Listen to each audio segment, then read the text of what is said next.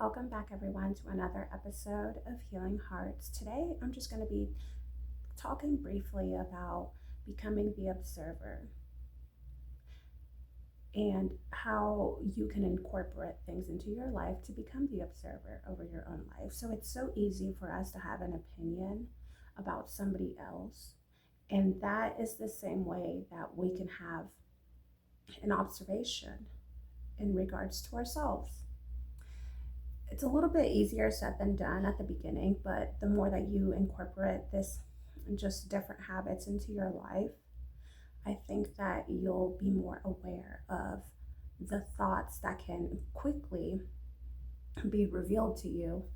And you can be like, oh my goodness, this is why I wasn't feeling so well that day, or that it wasn't even anything that was surrounding me. It wasn't the weather, it was literally my thoughts. Sometimes it can get to that point. So I think that becoming the observer can be very beneficial, not just to us, but for those around us, because wherever we take ourselves, we create that energy field around ourselves. And whatever we are, putting out there, it's becoming the reflection. And so, the one thing that I think is very beneficial would be journaling. For those that love to journal, I strongly encourage that, just because they're almost like receipts of you, receipts of versions of you, things that you read back and you're like, oh, so I'm beginning to see this pattern in my life. I'm beginning to see how I was only focusing on how a person did me wrong, or I was only focusing on the things that didn't go my way. And when you begin to focus on those micro thoughts, because they're jotted down and they came from you, you're like, oh,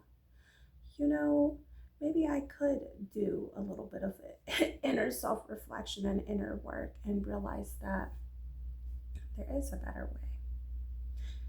And I mean that in a gentle manner. Healing is a lifelong thing. That's why I always say I'm a life learner.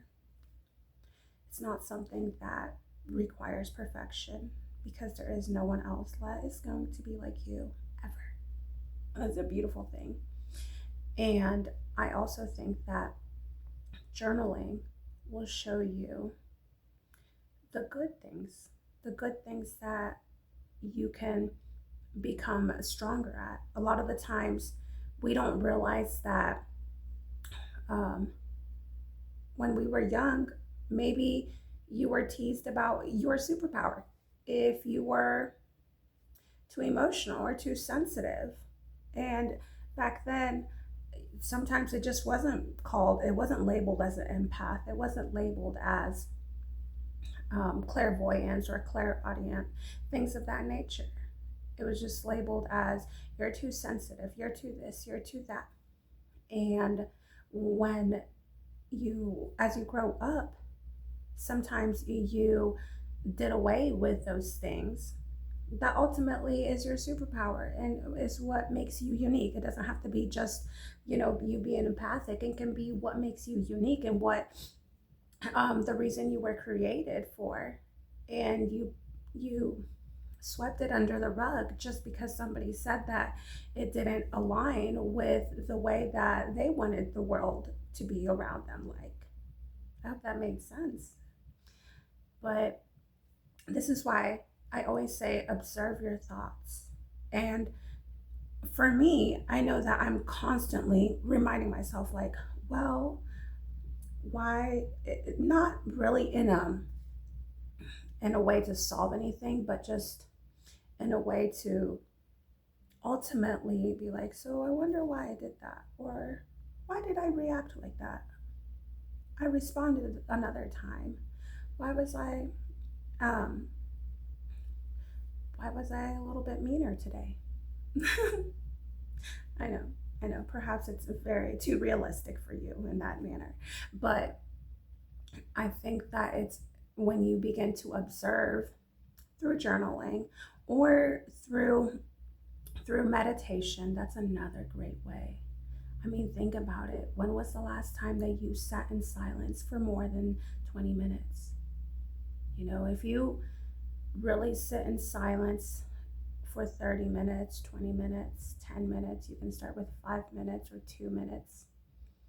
It kind of feels uncomfortable at the beginning because you're like, oh my goodness, I don't have any distractions. The world is full of distractions, but it's up to you to know when to put them down and when to use them as tools or entertainment. So, becoming an observer, and not just, so we said journaling, we said meditation, and I think affirmations would be a good one as well. Because when you do affirmations, or as a matter of fact, I'll use this example. When you listen to a song and you have that human nature, human fixation, you want to listen to it over and over and over, and you go through a phase where sometimes you'll wake up with a song in your mind, or you'll think about a song because you've played it so many times. That's how an affirmation sometimes is. And it'll come up within your thoughts during the day. And if the affirmation is coming up against a block, that too will come up.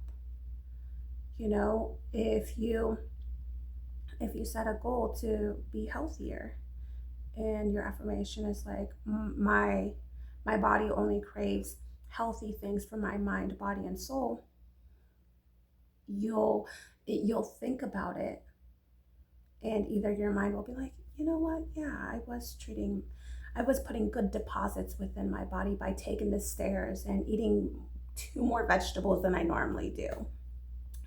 So, that affirmation will flow in there. But if it's hitting up against a block and you think about the affirmation, you're like, oh, my body only craves healthy things for my mind, body, and soul, and you haven't been making the best choices for your wonderful body, then you would come up with that block. That block, sometimes subconsciously, but that block would rise up and be like, no, I didn't.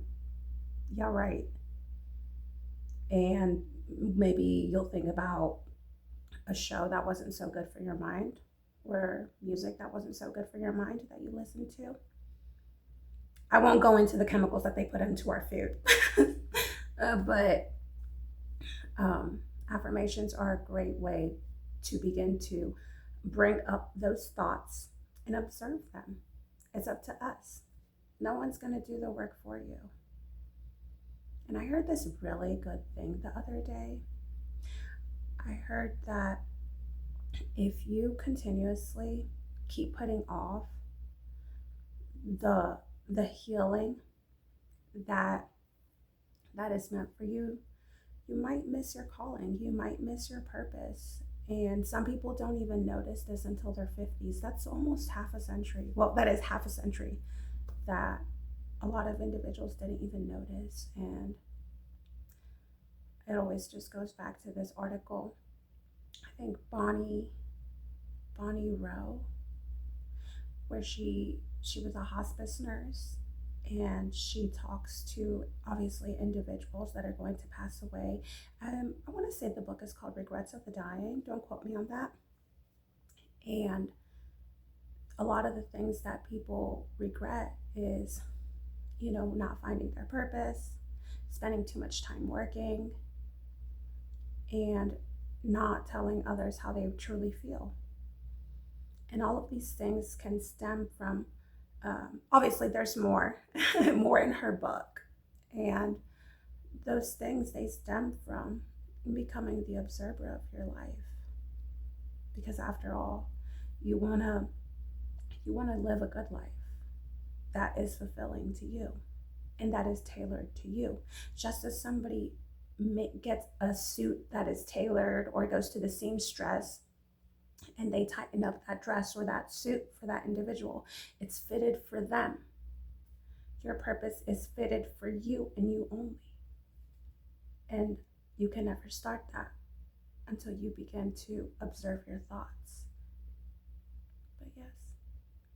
So I hope that you got something out of this. Thank you so much for watching, and I'll see you next Friday.